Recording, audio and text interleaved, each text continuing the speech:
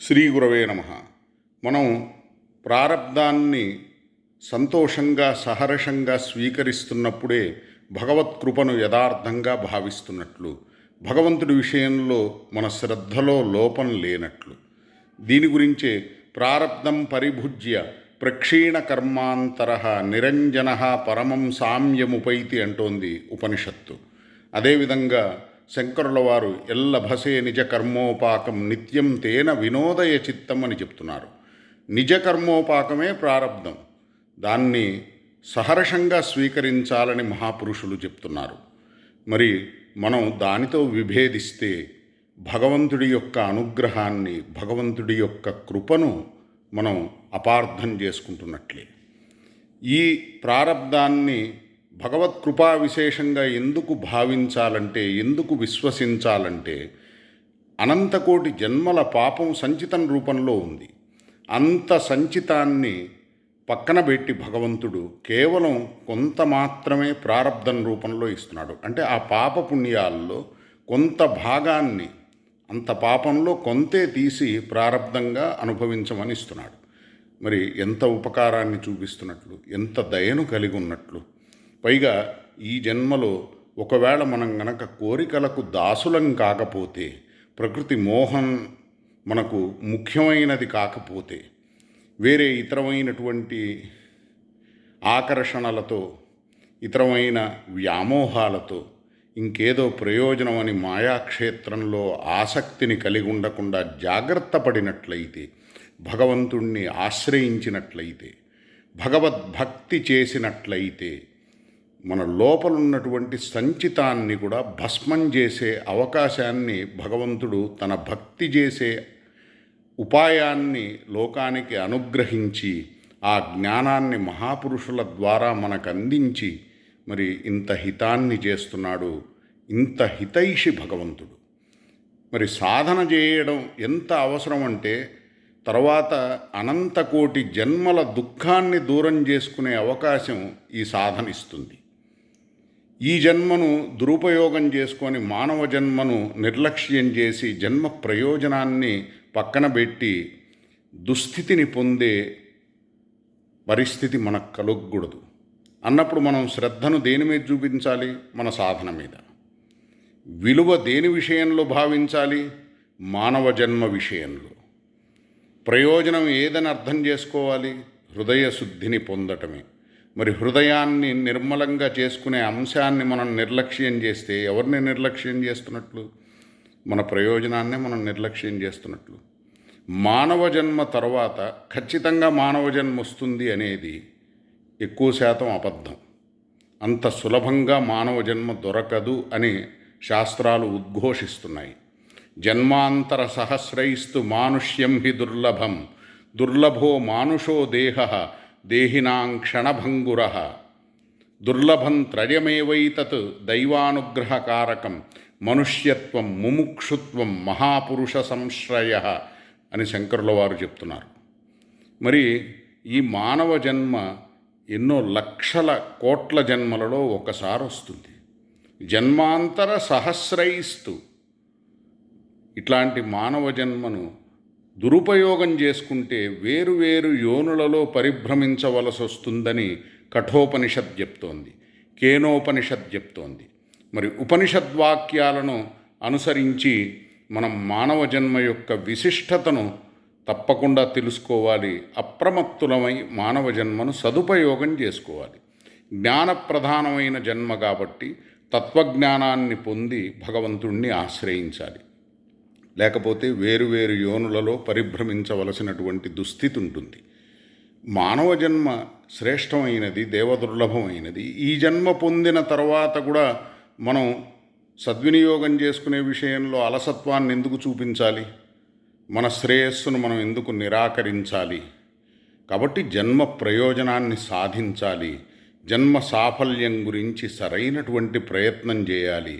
ఇందులో భాగంగా మనం చేయవలసిన ముఖ్యమైనటువంటి సాధన భగవంతుణ్ణి స్మరించడం, భగవంతుడి విషయంలో అనురక్తిని కలిగి ఉండటం, భగవన్నామం మీద రుచిని పెంచుకోవడం, అహంకార మమకారాలను వీడి మమతను భగవంతుడి విషయంలో కలిగి ఉండటం.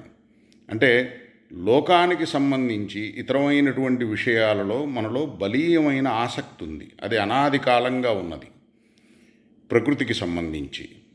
అయితే మనం శరీరం అనే అజ్ఞానాన్ని వీడి మనం భగవంతుడి యొక్క అంశ అనే సత్యాన్ని సంపూర్ణంగా విశ్వసించి దివ్యమైనటువంటి ఆనందాన్ని మనం కోరుకోవాలి.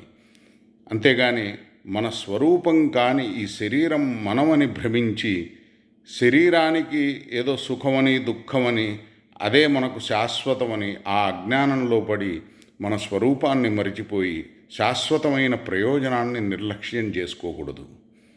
ఎందుకంటే ఈ మానవ జన్మ ఎంత అధ్రువమైనదో క్షణభంగురమైనదో అంత గొప్ప ప్రయోజనాన్ని ఇవ్వగలదు. మరి అట్లాంటి ప్రయోజనాన్ని మనం పొందాలి అంటే భగవద్భక్తిని చేయాలి. ఇది చాలా సులభమైనది, శ్రేష్టమైనది, సర్వులకు అందుబాటులోనే ఉన్నది. ఉన్న చోట భగవంతుణ్ణి హృదయంలో స్మరించటం, ఆయన నామం విషయంలో ప్రీతిని కలిగి ఉండటం, చేసే ప్రతి పనిని ఆయన సేవగా భావించటం, ఆయన ప్రసన్నత కోసం అనుక్షణం ఆరాటపడటం. ఇది కష్టమైన విషయమేం కాదే, అందరికీ సాధ్యమైనదే. ఏ పని చేస్తున్నా మనస్సును ఆయన దగ్గర పెట్టడం, ఆయన సేవగా భావిస్తే ఆయన సంతోషం కోసం అనే నిశ్చయంతో పనిచేస్తున్నప్పుడు ఎట్లా అయితే దిల్ మే రామ్ హాత్ మే కామ్ అంటాడు కబీర్. చేత్తో పని చేయండి కానీ మనస్సులో భగవంతుడిని ధ్యానించండి అని. ఇదే కర్మయోగం, ఇదే భవరోగాన్ని పోగొట్టే దివ్యమైనటువంటి ఉపాయం. మరి మన ప్రయోజనాన్ని, మన శ్రేయస్సుని, మన హితాన్ని కాదనుకొని మనం ఏమి సాధిస్తున్నట్లు, ఎందుకు పరిగెడుతున్నట్లు, ఏది మనకు ప్రయోజనం, ఏది మనకు శాశ్వతం, ఈ అంశాన్ని మనం పొరపాటున కూడా తేలిగ్గా తీసుకోకూడదు. ఎందుకంటే మనకు గొప్ప అవకాశం ఉంది, మనకు అన్ని సదుపాయాలు ఉన్నాయి భగవంతుడిని స్మరించడానికి.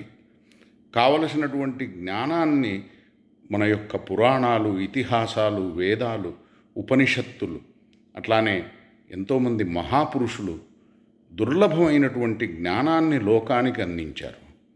మరి మన ప్రయోజనాన్ని మనం నిజంగా కోరుకుంటున్నట్లయితే భగవంతుణ్ణి మనం ప్రేమిస్తే చాలు, భగవద్భక్తిని చేస్తే చాలు. భక్తిని ఎవరికి ఎట్లా ఇష్టం అయితే అట్లా వాళ్ళు చేయొచ్చు. భగవంతుడి రూపాన్ని ఎట్లా అయితే వాళ్లకు నచ్చిన విధంగా ధ్యానించవచ్చు. అదేవిధంగా భక్తిని చేసే విషయంలో కూడా మనస్సును ఆయనకు దగ్గర చేయడం ప్రధానం. కానీ ఏ విధంగా దగ్గర చేస్తారనేది వాళ్ళ రుచిని అనుసరించి, వాళ్ళ సంస్కారాన్ని అనుసరించి, వాళ్ళ ఇష్టాయిష్టాలను అనుసరించి ఎలా నచ్చితే అలా భగవంతుడికి మనస్సును దగ్గర చేసుకోవచ్చు.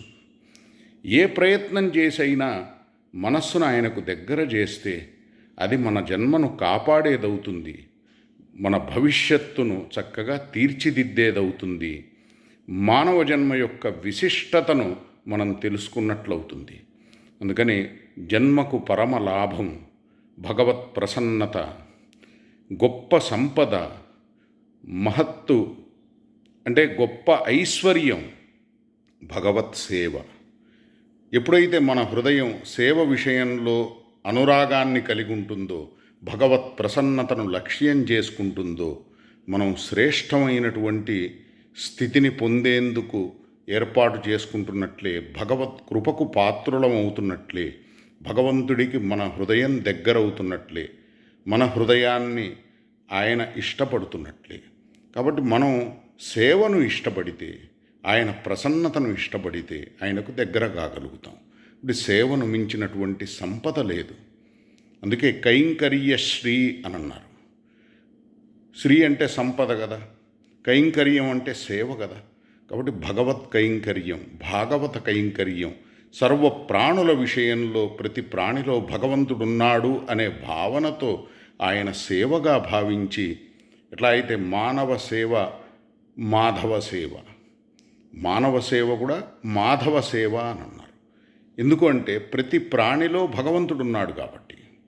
అట్లానే మాధవుణ్ణి సేవిస్తే, భగవంతుణ్ణి సేవిస్తే ప్రతి ప్రాణిని సేవించినట్లే. ఎందుకంటే చరాచర జగత్తు ఆయనలోనే ఉంది.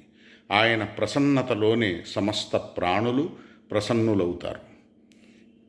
దీన్ని మనం అర్థం చేసుకుంటే మనం మన హృదయంలో ఉన్నటువంటి అశాంతిని దూరం చేసుకోవచ్చు, మన హృదయంలో ఉన్నటువంటి దుఃఖాన్ని పోగొట్టుకోవచ్చు, ఎన్నో భయాలను ఆపదలను అధిగమించవచ్చు, భగవత్ కృపను మనం పొందవచ్చు.